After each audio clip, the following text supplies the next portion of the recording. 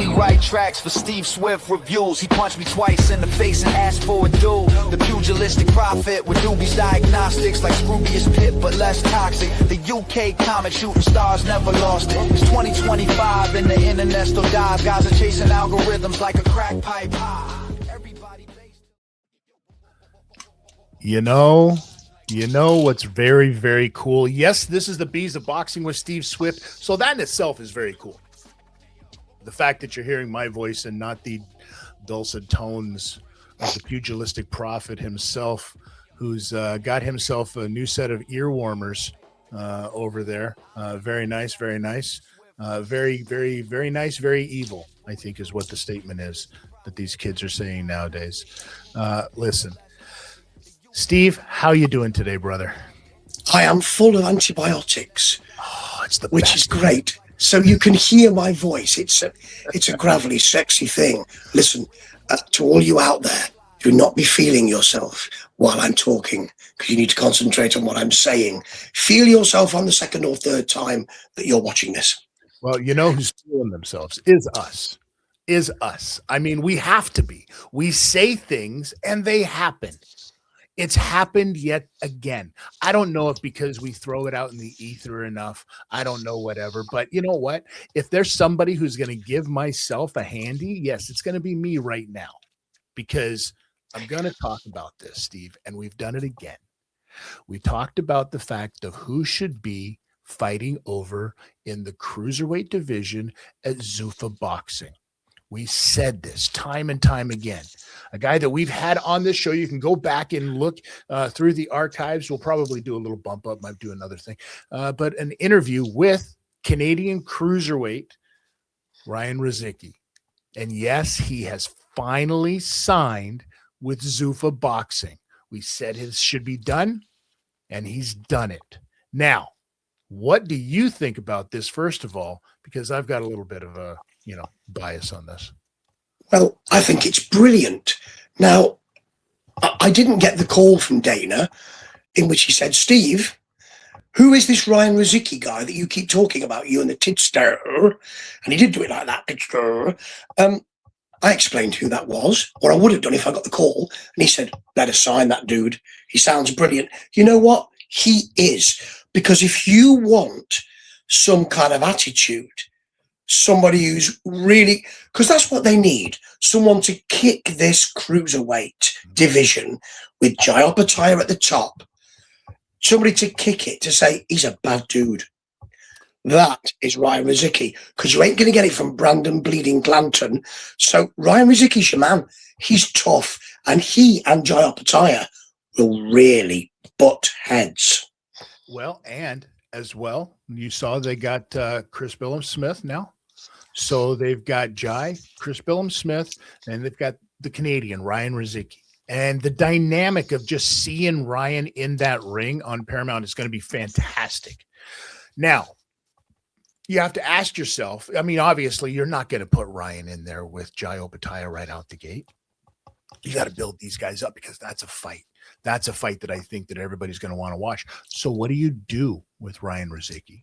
And in my opinion, I think you bring in the guy that the fight has been supposed to happen time and time again.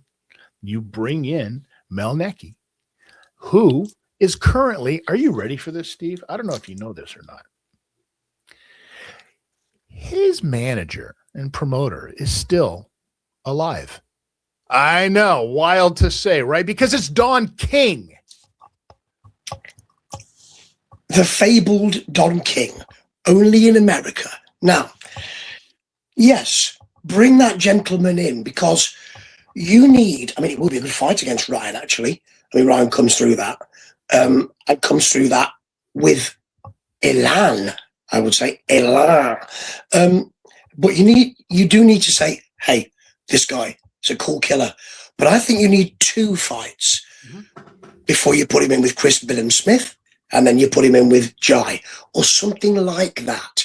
The only thing I'm worried about is that there's not enough meat in that cruiserweight division, because Ryan Rozicki is a hot prospect that people don't generally know about. But as soon as they see him, they bloody well will.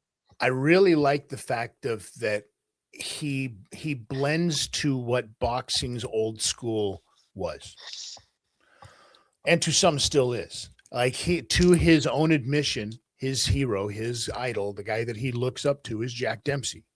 So they now have the ability to pull up all of this Jack Dempsey footage, create this story, create this narrative that this is Jack Dempsey reincarnate. This is a guy who stands in front of you. This is a guy who doesn't have a heck of a lot of head movement. It doesn't matter because he is a brick, and you can't fight a brick forever. Eventually, you're going to break your hands. And that's what happens, it seems, a lot of times. And Ryan hits hard, and he does not have any kind of quit in him. This is the one thing. Like, you've seen Ryan in trouble in matches. You've seen him get rocked by heavyweights, not by guys his own size, right? But you never, ever seen quit in this guy. And so that's what I'm really looking forward to. And I think that is the thing that Zuffa saw in this, and they were like, hey, we need to pick this guy up. This guy's been given kind of a really bad break up to this point. You know what I mean? There's supposed to be fights that happen, didn't happen. Arm gets blown out, then he starts healing it, probably, maybe, I don't know. Came back a little too soon on that one to try to come back a little too soon, ends up re-injuring the thing, finally gets a fight back. Now he's ready to rock and roll, and now you get to see him fight in the United States for the largest boxing promotion in the United States. Wording. I'd question that last comment. However, because we always do. Okay. However. Okay, hold on. Back the fuck up. Who's the largest fucking boxing promotion in the United States? Well, I'd question whether Zuffa is a promoter, because it didn't want to be.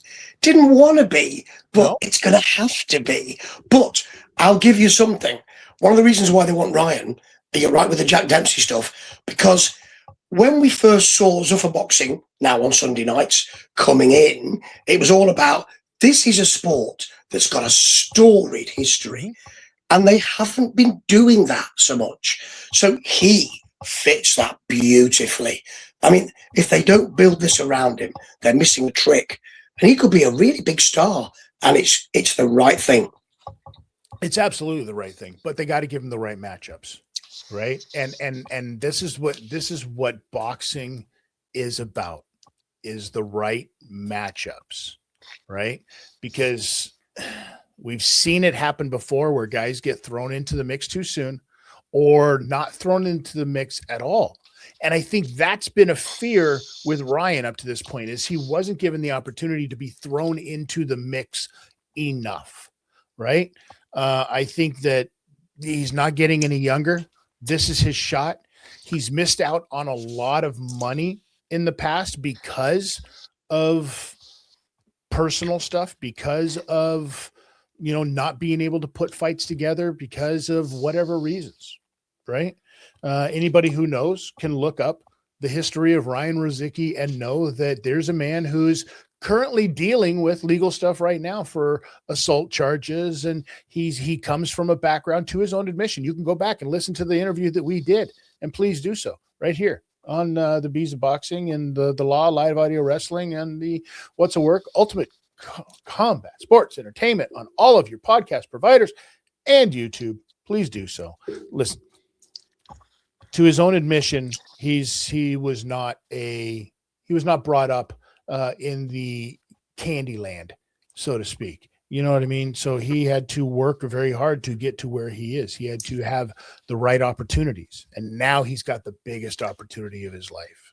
So I think that it's going to be very important who that first fight is against him, and I think that maybe him or Saphir might be a good one as well, because I know that they've been hemming and hawing back and forth. But you've got to get eyeballs on Ryan Rozicki.